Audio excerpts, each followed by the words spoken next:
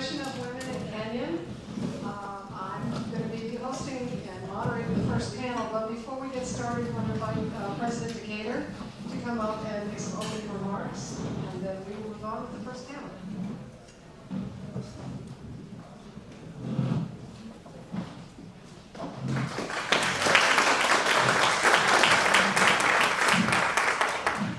Thank you, Lori, and good afternoon and welcome back to those of you who are returning to campus, and to those of you who are here on campus all the time, to the faculty, staff, and students, and folks in the community.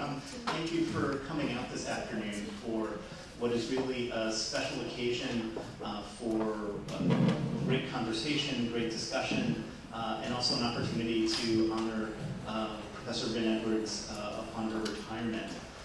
I just wanted to take a moment, and if I could be personal for just a few moments.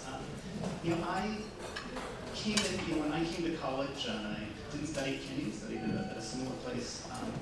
In the mid-1980s, when I first arrived on campus, I had an interest in science, but I also had interest in broader topics in the world, and I also had a lot of confusion about entering into a field where I didn't necessarily see people like me, see my own background reflected upon the folks who were doing the work and doing science at the bench.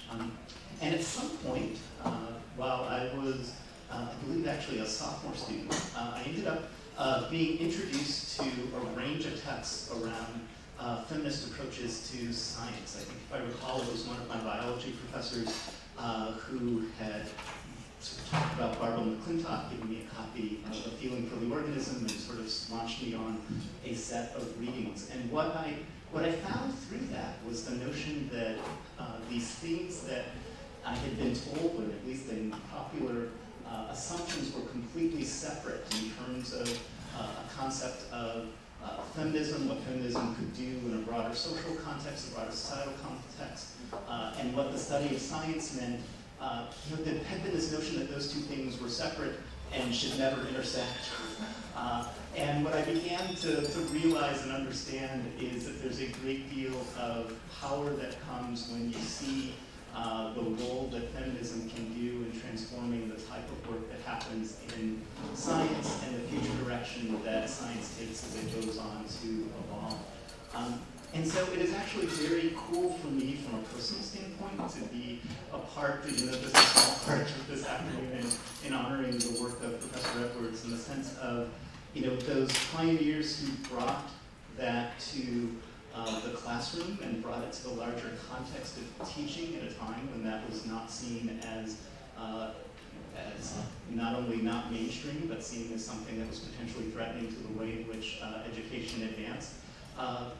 Was really important to view. It had a real tremendous impact on generations of students and had a tremendous impact on the way that science is taught and the way increasingly that science is done. And so I want to have a chance to thank you for being out in front on that and the impact that you've had on Kenyon students in that effort.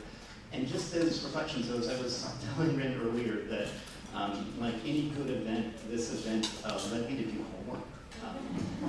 So I kind of went through sort of things on my bookshelf that I had not looked at in a while, and so ended up pulling out my copy of Reflections on Gender and Science. And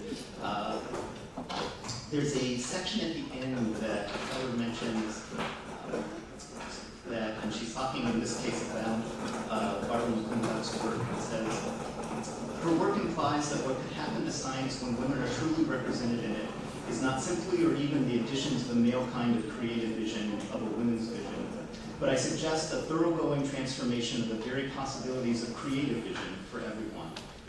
A first step towards such a transformation would be the undermining of the commitment of scientists to the masculinity of their profession that would be an inevitable concomitant. This is what happens when you actually give chemists concomitant to the participation of large numbers of women.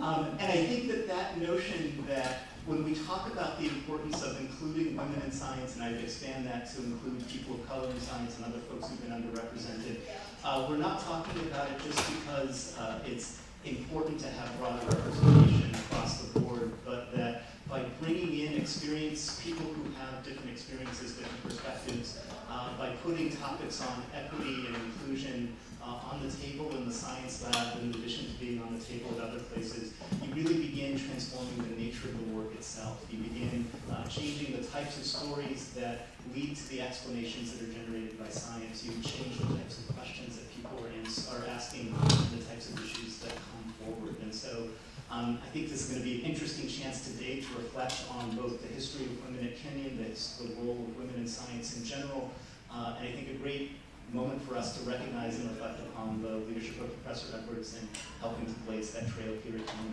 So again, thank you all for coming out, and please enjoy the rest of the afternoon. Thank you.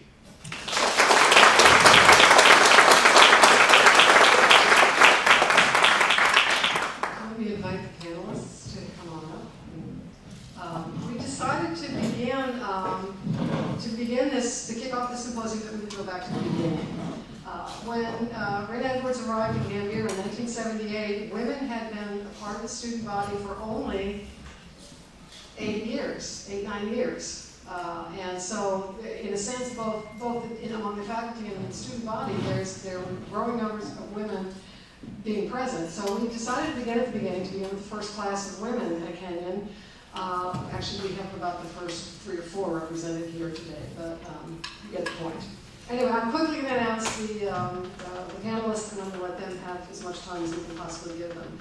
Our panelists are, starting at the far left, Alice Strauss, class of 1975, Cornelia Ireland Hallinan, or as we know in Gambier, Buffy, class of 76, and Kim Smith, class of 74. So I'll just let them go at it, and let's hear what they have to say. Hello, glad to be here. I wanted to start off with this little gem that came my way on my 40th reunion at Kenyon. One of my classmates owns a film production studio, and he cobbled together slides and stills and little video vignettes from back in the day. And while it's 10 minutes long, so we're not going to watch the whole thing, but if you are aware, and very, very aware, you will see pictures of Buffy and myself. Sorry, Alice isn't in it, but Buffy was dating a guy who was in my class. So. And he's there to too. Anyway, it's kind of fun. There's a little soundtrack, and I apologize for the quality. It's taken from newspaper clippings and lots of other things. So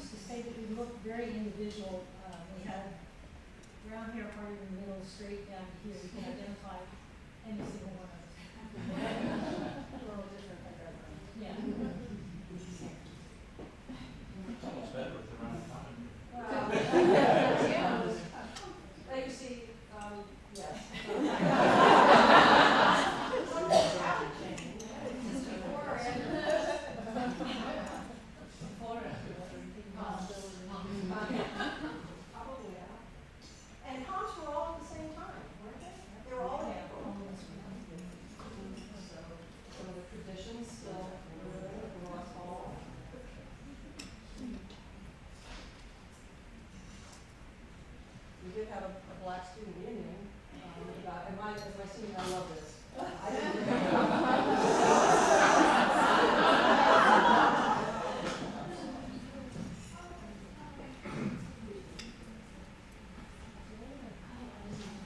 Here I am.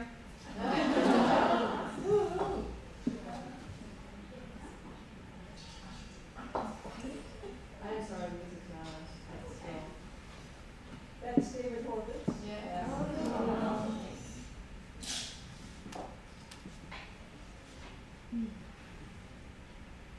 does that sound thing on? Hey, you were on the screen there.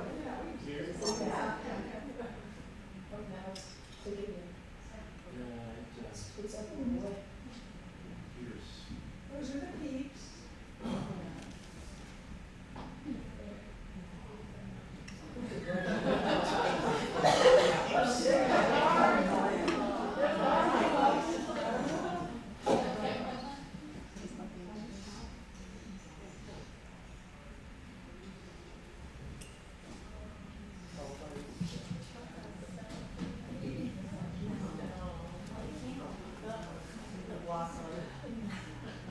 It's interesting to see how many of these people who I recognize are Kenyon parents. Yes. That's my entire senior year. That's the,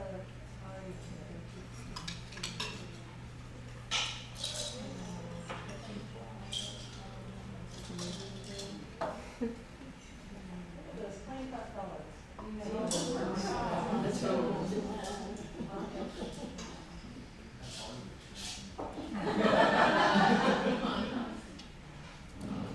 It's very stylized. Yeah. So there's clearly markers.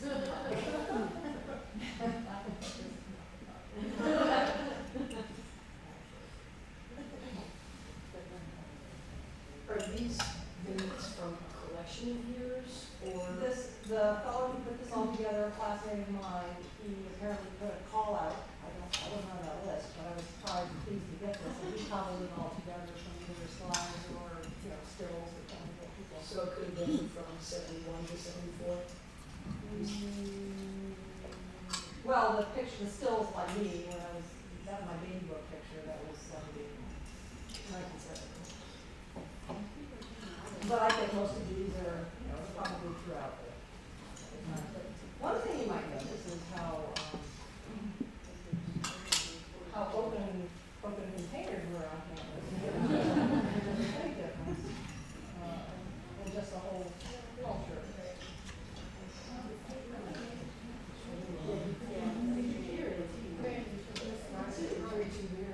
Yeah. And there's the cross. I didn't even know what cross was a thing. I rarely went to the sporting event.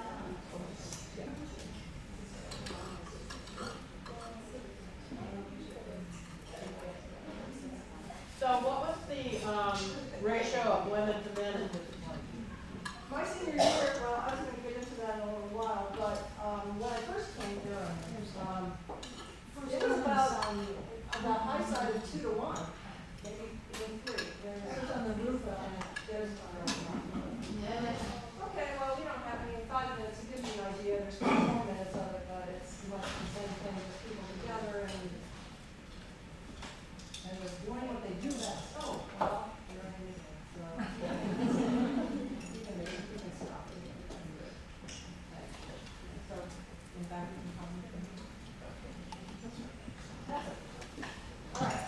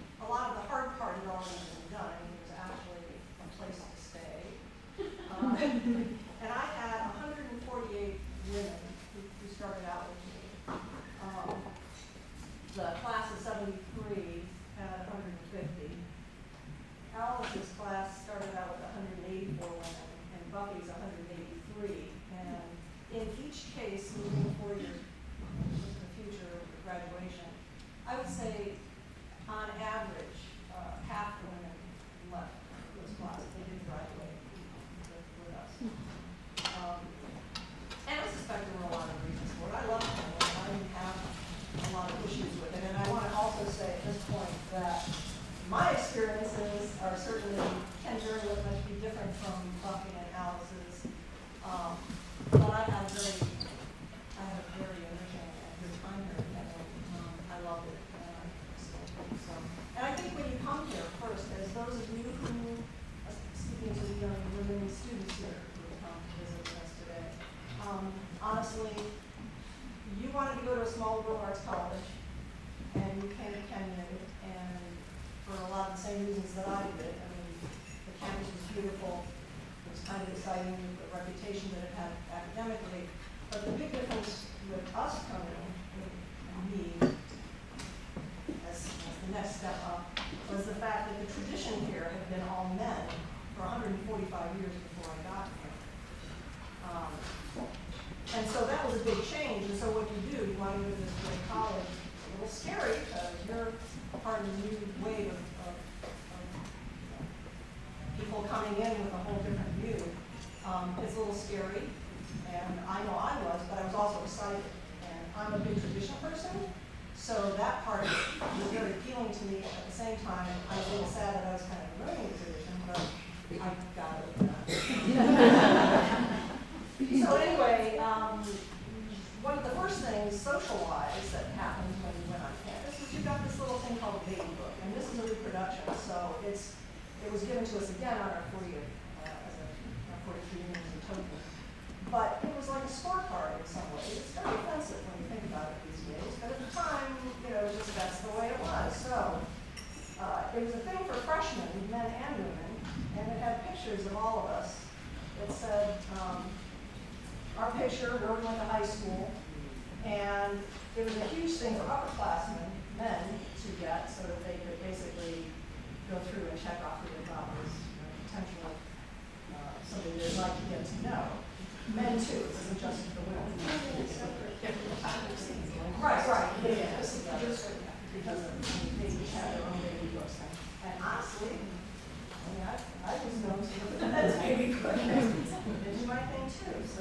But anyway, so imagine that. You come here, you've already been noted to be good looking, not good looking, sweet, pretty, fat, dead, whatever.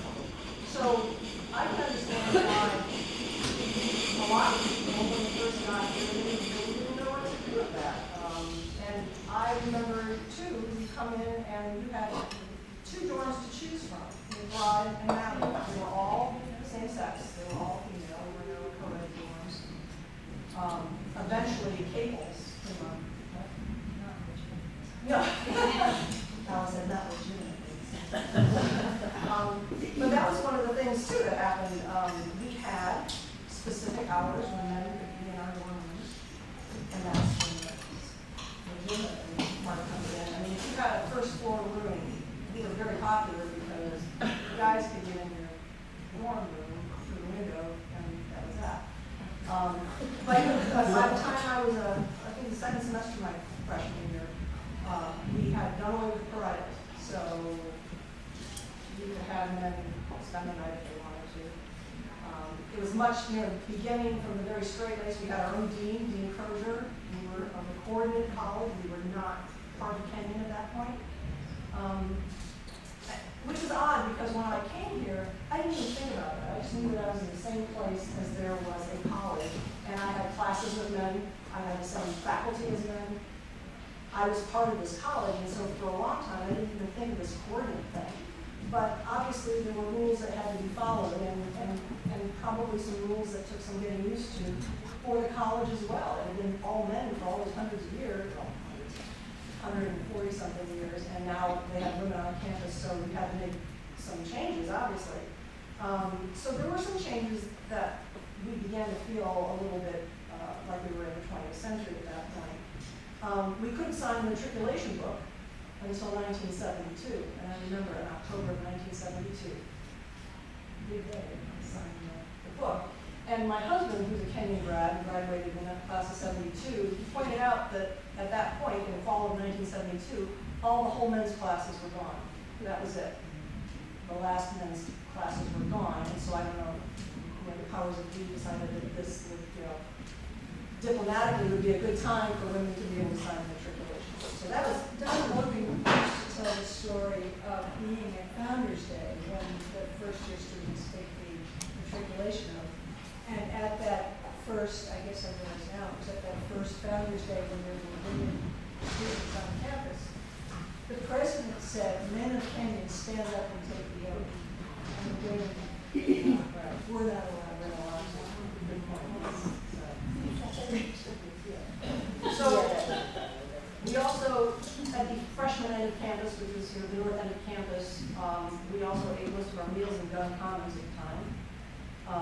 It was the rare person, at least in our early freshman sophomore days, who had the nerve to go to Pierce, because similar to the baby book, it was kind of like walking a gauntlet down like the main hall of Pierce. You could take the tray and just keep walking, don't look on either side because you were being sized up in many ways. So there were, let's see, I'm trying to think about this. We went to the Commons. We didn't have cars that often on campus either, even though there was even a rule that we couldn't have the freshman or sophomore in a car. But there was only one main lot on Pierce, and so you were basically here on campus. You didn't go anywhere else unless you had a friend with a car, and that was very rare. And so you had to make fun here on campus, and there weren't that many things to do. But for some of us, that was okay. I mean, we made our own fun. Yes, there was, you got to know people in your classes. There were extracurriculars like choir and some clubs. There was drama club, but I don't know, I can't remember how many clubs. There certainly weren't as many as there are now. There were Friday and Saturday movies in Ross Hall, which looked like an old gymnasium, which is what it used to be. And there's nothing like it does now, but we really, that was the thing, Friday or Saturday, going to Ross.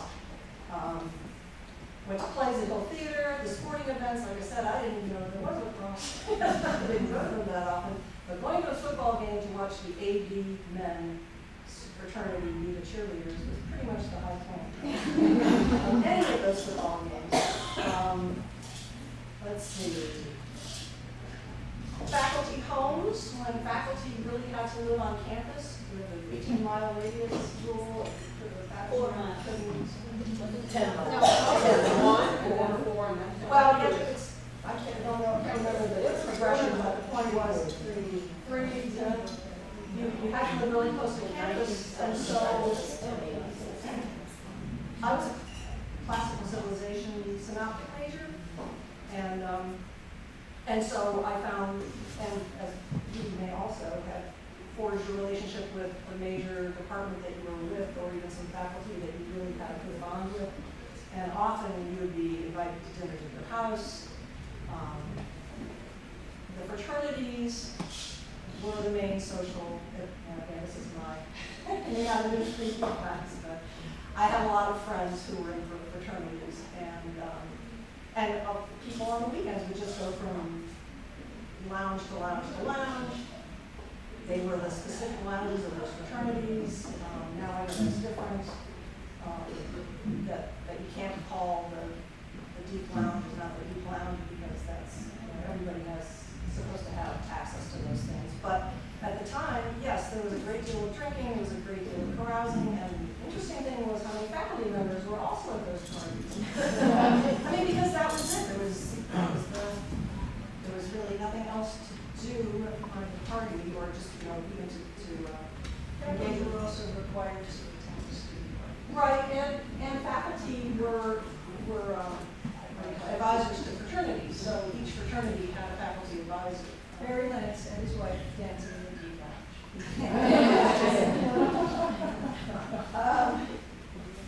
The Pirates Cove, which was a Gambier grill, that was like big because my husband said, great sauce. So I never went. I went to the Far Hall Pizza shop and gained 20 pounds. There weren't very many restaurants in Mount Vernon. They were all fast food, and there were very few of them. So we didn't really venture off to go too much. Sort of the exciting thing that happened as a student here as we got older and older, and the whole idea of college getting more co-educational, was the new apartments. I know it's hard to believe now because they were supposed to be raised, we were told, after 25 years, and they're still up and hobbling along. But at the time, that was huge, you know, apartment living, co-education, co-ed living. Not that you would live with the guys in your apartment, but you would have lots of apartments that were male or female. And I thought, as far as socializing, it was almost like a little community in and of itself. It was like the suburbs, yeah. That, you know, on spring days you would find inflatable pools with people lounging around with beers and whatnot, and you know, there was a tennis court there. It was almost like a country club in some ways, but that was a major change for us, and of course we were in when we were brand new, so imagine that. So, I just want to give credit because following your statement and educators, the reason those were even created, that we didn't have 4 dorms that looked like Navin, or dorm 1, those are still really old members, is because Dean Grocer said, you don't have to just build this kind of dorm. There are apartments, and I know Cable's is controversial, but you can have suites. And so, in some sense, she also was she's a social scientist, so I think that counts as a woman in science. But that the way of, she necessarily, I think, had access to outside the box, which was handy. And the new apartments have proven, I think, to give us a goal for how housing will work on campus for the rest of the time. so that's it. I don't have much else to say. So, next, Alex. I'm kind of an outlier or an interloper in that I was an English major. I took a psychology class my freshman year and basically never crossed over with that again.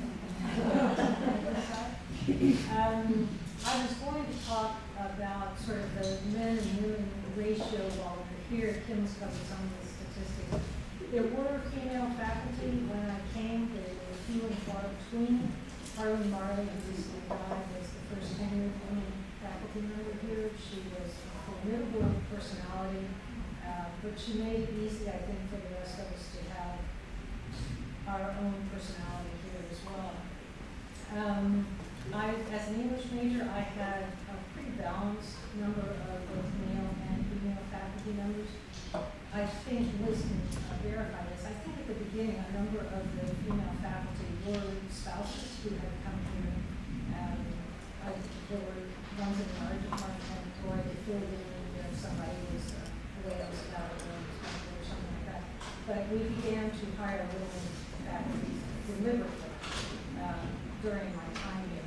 I was the last class of the coordinate college, so I'm sort of the transition from Liz and Kim to Buffy. When I came, we were talking about signing the matriculation book. I had no idea I wasn't coming to Kenyon College. I had written out an application to Kenyon College. I had received an acceptance to Kenyon College. I had written a check to Kenyon College. And then I wasn't allowed to sign the matriculation book. And that was sort of a meta problem for me. I never had a problem feeling disrespected in class or memorized in class, probably because I was an English major and we were pretty evenly divided on that. The dorms were not great, but I already had friends who were in the men's dorms, the freshman dorms, so that to me was a thing that worked very good. I kind of liked the idea that we could go sit on the bench that was in front of what's now the Kenyon and stick out our thumb and get right in Mount Vernon because it was okay for women to hitchhike at that point. It was safe, and people always stopped to pick up co-eds. So to me, it was a very comfortable environment. I don't know if there was anything else I was going to cover. Well, yeah, we were going to talk about sort of the larger social aspect in terms of college going from all male to co-ordinate to co-educational. I think it was a way for the alumni of the college to come to grips with the fact that the college was going to be so significantly different in just a 4-year period, which is a very brief time for the change. It was going to double in size, and half of those people were going to be alien. So I think it was just a chance for the older alumni to get used to what the new college was going to look like. That's a situation that I think we still face now. The college now is trying to be much more diverse. It doesn't look at all like it did when I was a student. So in my lifetime, I think we've gone through another large evolution in what the student body looks like and the way the student body expects to be treated here on campus. To put that in larger social context, I think we would need more exposure in the social sciences. As I said, I was an English major. I can tell you about 18th century English novels, not so much about contemporary social situations. In the interest of time, I'm going to switch it up about who that's actually more factual. So I have a quick question because we don't know, for those of us who don't know what the size was, when we say there was 180 women coming in a class of 140, what were the men classes? The entire incoming class would have been about 400 people. When I was a student, the school was 1,500 students altogether. So divided by 4 would be over less than 400. 400 in the class of 74, but I also saw that at the end of the list of my senior year graduation information, there were 1,365 total at Kenyon at that point. And this is May 1974. Yeah, so we grew from 500 or so all-male students in 4 years to 1,450, I think, was the graduating class. Kenyon was one of the few colleges that, from the beginning, tried to bring in equally numbered classes. A whole lot of schools weren't going at the time. They were not doing it because they were trying to educate women. They needed bodies. And there's an interesting book out about that. But Kenyon, a number of the Ivies purposely kept more men coming in than women. They had sort of promised their alums and they did not want to get that out of hand. Kenyon was trying to get pretty quickly to parity within a class. It was going to take a while to get parity within the college because you have 3 classes ahead of that first class, or I don't know wrong. But it isn't until 1980 that women's retention is always lower than men. In the early 80s, it begins to turn. And I give some credit to all the women who are sitting here who will return. And Phil Jordan, who did a lot of work with trying to keep women here. Sorry, guys. No, thanks, Liz. There's no question that Kenyon had to go co-ed in order to survive. That was the question. And so the importance of gaining those early classes of women was essential. And I was, as you've heard, in that first class of women who was not part of the coordinate college. And like these two, I had no idea that it was any different or had been from the college that I was entering. And I had just a bit of background about me. I'd taken a year off before I came to college, and I worked at a boys' school in Cleveland where I was a teacher's aide in K-4. And one of the things, I was very interested in psychology, very interested in child development. One of the motivating experiences of that year was when one of the 4th graders brought some of his father's Playboys to school and was showing them to his classmates and me. And we had a discussion after which I was called into the headmaster's office and told that I shouldn't have allowed this, to which I said, they shouldn't be asking questions, right? And he said, developing a whole curriculum that eventually turned the last 3 months of the school year into, for the 4th grade only, a study of the world. And it was science, it was climate, a lot of geography, a lot about mammalian life around the world in different parts. We made a globe that went from the floor to ceiling, which everybody painted and worked on and advocates to. And it was a very integrated, interdisciplinary experience for a bunch of 10-year-olds. And I thought it was about the coolest thing that had ever happened. And it was important to me to try to understand the connections that the kids were making, of course. And so coming to college after having a year off, I was ready for school, I was ready to learn. And I wasn't disappointed by what I found here. I had never been in school with boys, I'd gone to a girls' school. Socially, it was terrifying. And I was happy to eat in Dunkin'. And then, you know, probably because of the values that I was raised with, I got the boyfriend, I was Bobby's girl. On the lacrosse team, right? But I also had very rich academic experiences, mainly with men who were faculty members. And I made a list of the people I had, and they're all of the bright lights that you know, Don Rogan, Ed Harvey, Chuck Rice was, bless his heart, one of my favorites. Harry Lentz, Roy Walden, Professor Miller. I took rocks and stars. Jim Dwyer, Lindy Lindstrom, Phil Church, who'd stand at the podium and smoke. And we were all smoking in those days anyway. And Howard Sachs in his first year at Kenyon. The women faculty members who taught me were Marie Fravalino, who was one of the first hires in the Anthro/Social department, which was a brand new department. Yeah. And Howard Sachs, who has been here since 1976 also. And then one of my creative muses for life was Pat McCullough, who taught in the art department as, I think, a last-minute hire because somebody else evaporated. And she's been a model of creative life and energy for me ever since. So there were women who were of influence. In the psych department, I have to say I was ready for sex, drugs, and rock and roll. Also, and the psych department did not disappoint.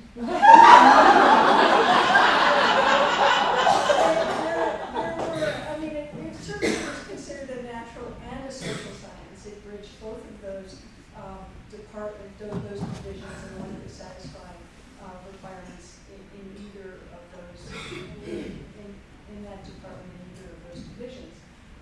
And there were a number of clinicians in the department who were interested in personality and abnormal and developmental psych, as well as people like John Williams, who were much more scientifically oriented. I worked for a couple of years in the rat lab, cleaning cages and cleaning rats who had some surgery. I don't know if students do that anymore. I don't We know. have a rat lab, but it's, yeah, we do behavioral. Paul Millen, Okay. John Do Williams. students work in it? Yeah. One of the things kids in my department did was interact socially with faculty in the department. There were a number of young faculty members at that time who are no longer here, one of whom lived in the farmhouse that's now the BFEC farmhouse. And there were parties that I remember going to with faculty members, and it was fun. But my experience was one where, even though I wasn't a terribly good student, I took it seriously because clearly everybody around me was taking their studies very seriously. And people I didn't know people who cut classes. Everybody did go to class, although the syllabi that were given out were nothing like what students have today. There weren't a lot of rules. One of the things that attracted me to Kenyon, in addition to so many other things, was the fact that there didn't appear to be a lot of social rules. And it was at a time culturally when not a lot of us didn't want to be told what to do. And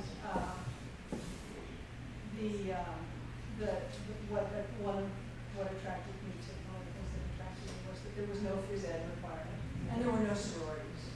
I had no idea what sororities were, but I knew they were not. So I think one of the things that happened to the women who came here was that we didn't have a lot of social structure. Dean Crozier provided some guidance and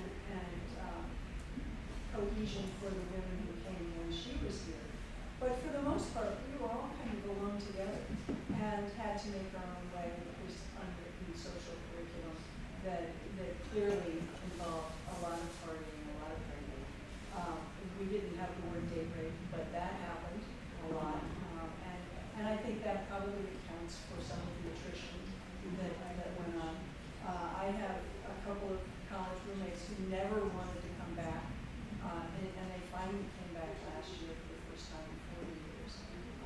Were happily surprised, but had an emotional distance the entire time. It was very interesting to see. I don't know what we can do to get some of those early alumni to come back, but I think it's something that the college could be working on. And events like this may be a draw. What else was I supposed to say? Athletics. I didn't participate in athletics. I was delighted that I didn't have to do them. At the time, I smoked whatever you could smoke. It was easy to not participate. There were women's teams. We had tennis, field hockey, lacrosse, basketball. I don't think it was volleyball. A women's swim team started here. When I was here, they were not a varsity sport. They bought their own equipment. They had to use the pool. When the men weren't using it, there was a women's room, but not a locker room. The hairdryers were those things on the walls that blow air.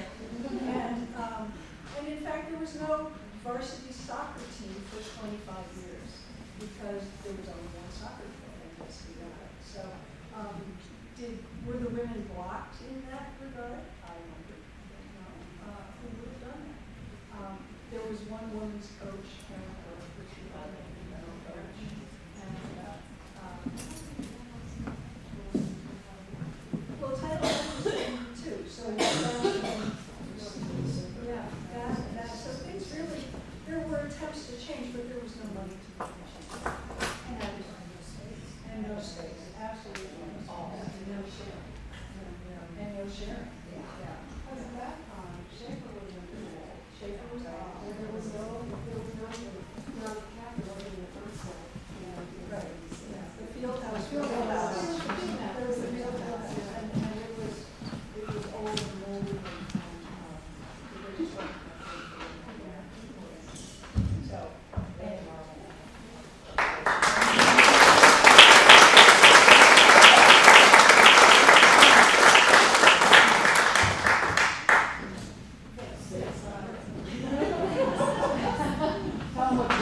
So we have about 10-minute break, and then we'll reconvene up in Pierce Lounge for the panel on women faculty. So we've heard from women students. The next panel we're going to hear from women who were actually not only faculty back in the day, but also some faculty now.